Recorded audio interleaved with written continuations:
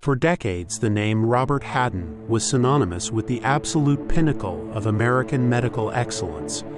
Within the hallowed wood-paneled halls of Columbia University's Irving Medical Center, he was more than just a physician. He was a cornerstone of the institution's prestigious Department of Obstetrics and Gynecology. To his colleagues, he was a man of quiet, unwavering focus, possessing an Ivy League pedigree that commanded instant respect. To his patients, he was a calm authority figure, a doctor whose soft-spoken demeanor offered a sense of security during some of the most vulnerable moments of their lives. He carried himself with the confidence of a man who had earned every accolade, embodying the very definition of medical trust. Yet, beneath this polished veneer of professional success lay a darkness that was as systematic as it was predatory, a hidden life that would eventually shatter the lives of hundreds. Help this channel grow. Like the video, try the new hype feature, leave a comment, and subscribe for more stories. This helps us a lot, thank you. To understand how a man could inhabit such a dual existence, one must look deep into the cracked foundation of his early life. While trauma is never a justification for the destruction of others, in Hadden's case, his childhood served as the grim architect of his later pathology. Born into an environment defined by profound instability and emotional neglect, Hadden's formative years were a landscape of unaddressed wounds and hidden abuses. These early experiences did not just hurt him. They fundamentally warped his internal compass regarding human connection and intimacy. He grew up without a healthy blueprint for consent or mutual respect, instead internalizing a worldview where intimacy was a transaction of power and secrecy was a necessary tool for survival. As he matured, he learned to bury these distortions beneath a mask of extreme academic and professional discipline. Medicine offered Hadden the perfect sanctuary for his need for control and his distorted view of human interaction. In the hierarchy of a hospital, particularly in the field of gynecology, the power dynamic is inherently lopsided. A patient is required to be physically exposed and emotionally trusting, while the physician remains clinical, clothed in the literal and metaphorical armor of the white coat. Hadden recognized early on that the medical profession provided a unique form of social invisibility.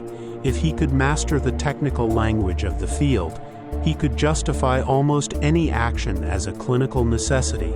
He funneled his intelligence into his studies, rising through the ranks of elite institutions, perhaps believing that by achieving professional greatness, he could cauterize the rot within his own psyche, while simultaneously creating a playground for it.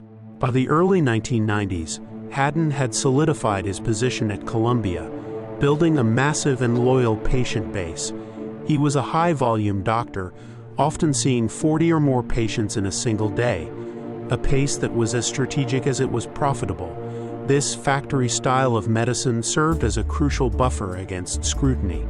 In such a fast-paced environment, individual interactions are brief, and nuanced deviations in behavior are easily overlooked by busy support staff.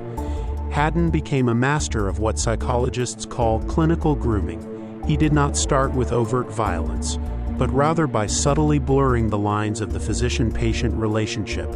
He used his immense professional standing to make patients doubt their own instincts, creating an atmosphere where his predatory touches were framed as specialized, high-level diagnostic techniques. Hadden's predatory methodology was chillingly specific and highly calculated. He targeted a particular profile of victim, often young women, first-time patients, or those who appeared deferential to authority figures. He knew that these women lacked a baseline for what a standard professional gynecological exam should entail. When he engaged in inappropriate or lingering contact, he would simultaneously narrate the process using complex medical terminology, effectively gaslighting the patient in real time. If a woman felt a flash of discomfort or a sense that something was wrong, Hadden's calm, clinical explanation would immediately override her intuition. He made his victims feel as though their discomfort was a result of their own lack of medical understanding, rather than a result of his deliberate and calculated sexual misconduct. The first major cracks in Hadden's facade appeared surprisingly early in his career, yet they were ignored by a system designed to protect its own prestige. In the early 1990s, a nurse reportedly witnessed Hadden engaging in a clearly sexual act with a patient under the guise of an examination. However, in the rigid patriarchal hierarchy of the era's medical establishment, the word of a nurse carried little weight against a rising star surgeon at an Ivy League hospital. No formal report was filed, and no investigation was launched. This silence became a recurring theme throughout Hadden's 30-year tenure. The institution's culture of professional courtesy and its fear of litigation created a vacuum of accountability, providing Hadden with a license to prey that he utilized with increasing boldness and frequency as the years passed. Throughout the 1990s and into the 2000s, Hadden's pattern of abuse became more entrenched and more brazen. He began to manipulate the very mechanics of medical care to ensure constant access to his victims. He would frequently schedule unnecessary follow-up appointments, or tell patients they required specialized exams that necessitated him locking the exam room door, a massive red flag that was often ignored by hospital administration. He even controlled his patients' access to basic medications, such as birth control, by requiring them to come into the office for a physical exam every time they needed a refill. This created a cycle of dependency and recurring trauma, where patients were forced to return to the site of their abuse simply to maintain their reproductive health, all while Columbia University looked the other way.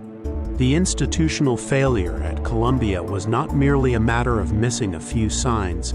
It was a systemic collapse of oversight. For decades, the university lacked a centralized system for tracking and cross-referencing patient complaints.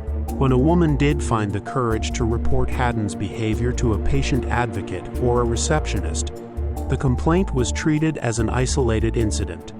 There was no red flag system to alert administrators that dozens of women were reporting the exact same patterns of inappropriate touching or uncomfortable comments. Because these grievances were filed away in separate siloed folders, Hadden's official personnel file remained deceptively clean.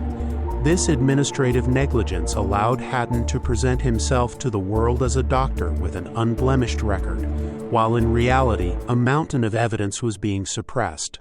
In 2012, the silence was finally broken by Lori Kayak, a patient who refused to be gaslit.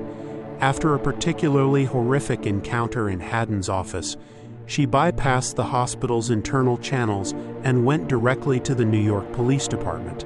Her report was visceral and detailed, describing an assault that no amount of medical jargon could justify.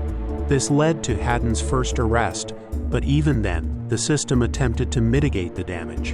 In a controversial deal with the Manhattan District Attorney's Office, Hadden was allowed to plead guilty to a low-level felony and a misdemeanor, losing his medical license but avoiding any meaningful prison time. To the public, it appeared the Hadden problem had been solved quietly, but for the hundreds of women who had not yet spoken, justice felt like a cruel and distant joke. The true turning point did not come from a courtroom, but from the courage of a survivor who stepped into the national spotlight. In early 2020, Evelyn Yang, the wife of former presidential candidate Andrew Yang, went public with her story of being assaulted by Hadden while she was pregnant. Her testimony was a seismic event. By putting a recognizable face and a powerful voice to the trauma, she broke the dam of silence that had held for 30 years. Suddenly, the isolated incidents were revealed for what they truly were: a decades-long campaign of serial predation. In the wake of the #MeToo movement, the cultural landscape had shifted. The public was no longer willing to accept the misunderstanding defense. A flood of survivors came forward, each sharing stories that mirrored one another with haunting surgical precision. As the number of victims swelled to over 200, the federal government finally intervened, realizing that the previous local prosecution had been woefully inadequate.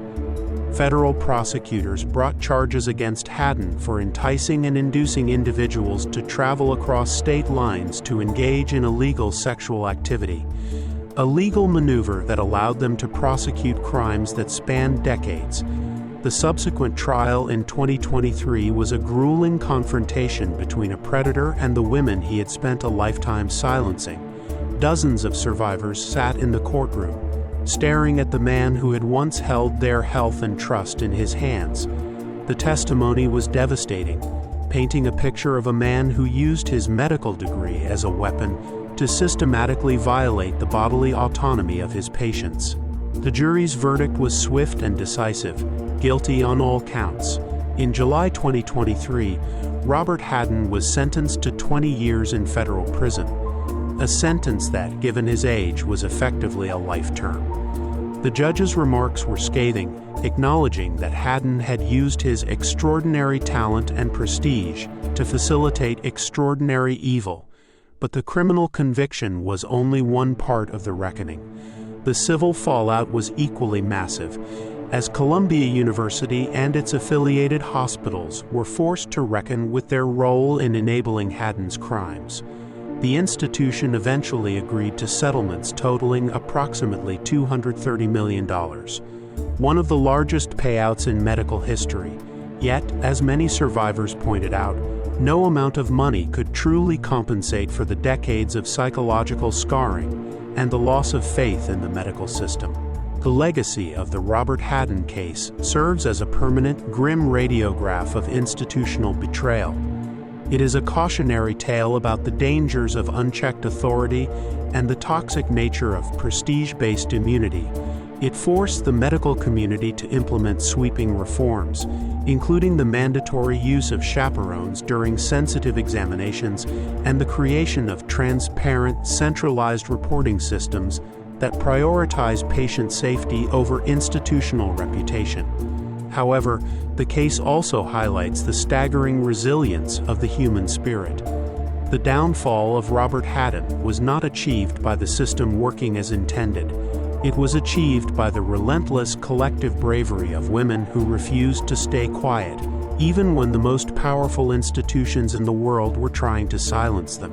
In the final analysis, the story of Robert Hadden is a reminder that trust is the most fragile commodity in society.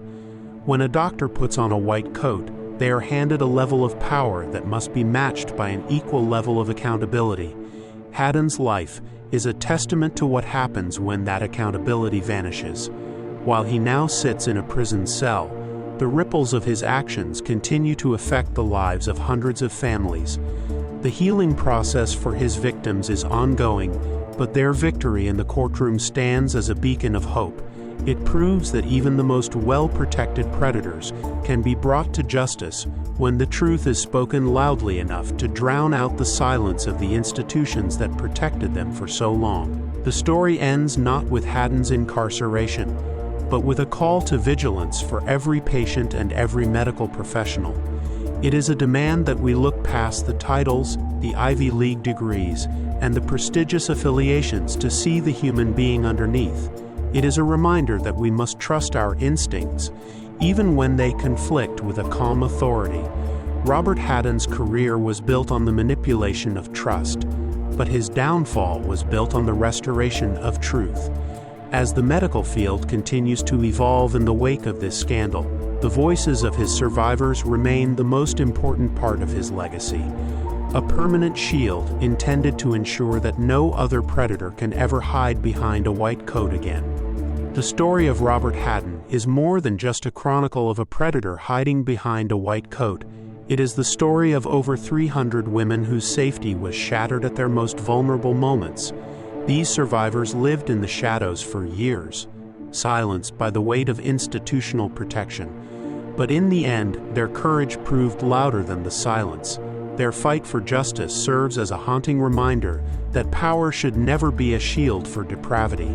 If this deep dive into one of America's most disturbing medical scandals resonated with you, please consider supporting the channel to ensure you don't miss our future investigations into the dark side of American justice. Subscribe to Into the Crime Depths and turn on the notification bell. Give this video a like if you appreciated the research, and share it to help us break the silence on cases that history shouldn't forget. Thank you for watching.